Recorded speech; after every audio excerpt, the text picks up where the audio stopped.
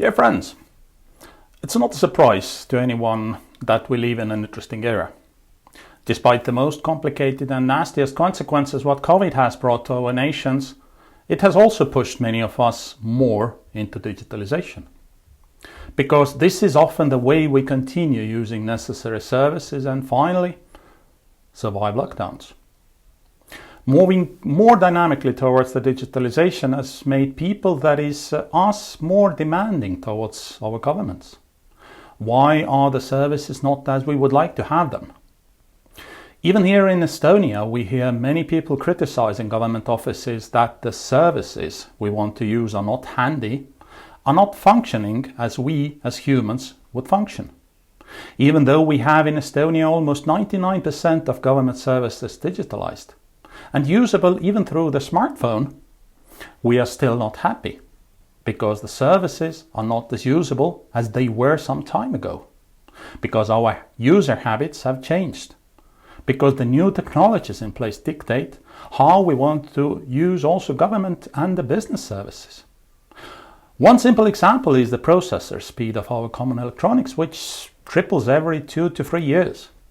It means also the digitalized services must also have a significant update every few years. Otherwise it's too slow and rigid, and we are back in square one with our good intentions. People are not happy. In other words, digitalization does not like rigid multiple-year plans, but rather agile, step-by-step approaches to achieve our digitalization goals. And I repeat, we must have a common goal. Yes, government offices tend to say that there is no money to develop proper services and to set higher goals. This might be true. Good things cost often more than average stuff, and a lot more than a bad service. But then again, we do not need to deliver the best practice in day one. It all starts from understanding and agreeing on what we really want to achieve with the services. And sometimes, believe me, digitalization is not the best solution.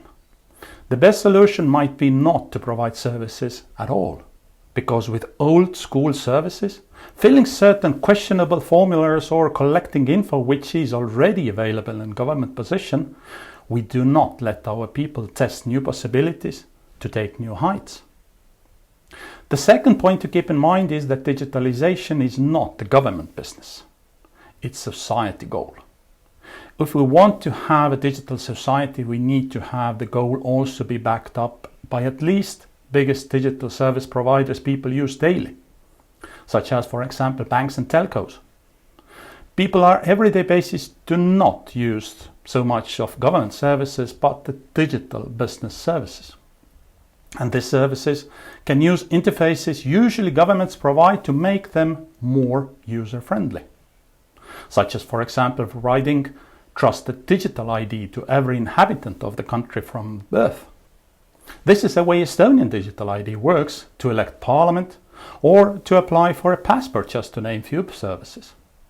You do not apply for digital ID, but it is provided to you free of charge in the moment you are born or legalized in the country, because society has agreed through parliament adopted laws that the digital comes first and has equal or even higher qualification than things written on paper.